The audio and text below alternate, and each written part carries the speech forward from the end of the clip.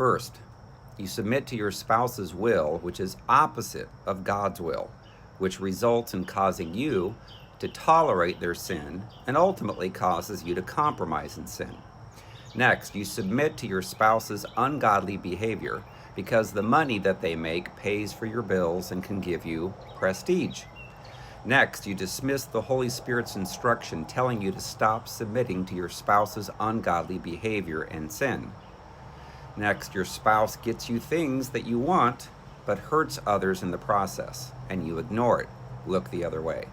Next, your spouse emotionally, physically, or sexually abuses you and walks in pride, yet acts in a false humility to the public or church, and you tolerate it. Next, your spouse leads you farther away from God and wants you to make them your idol, your God. Next, if you are a godly man who obeys the Lord, your wife will cause you to feel emasculated, mocked, controlled, disrespected, and dishonored. Next, if you're a godly woman who obeys the Lord, your husband treats you unlovingly, objectified, humiliated, despised, degraded, with contempt and hatred. Next, sex with your spouse is void of all love and intimacy and often forced or just going through the motions.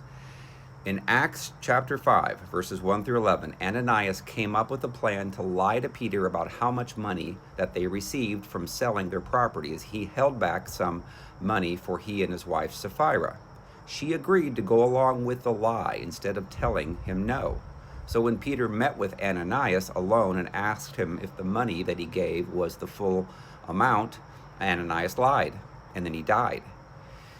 So then Sapphira did not know that her husband died. 3 hours later, Peter brought her before him and gave her a chance to tell the truth. Instead, she restated the same lie, and then she died.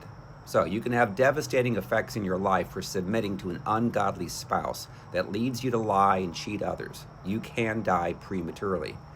Ahab and Jezebel made idols of each other in 1st and 2nd Kings, and both were evil in the sight of the Lord.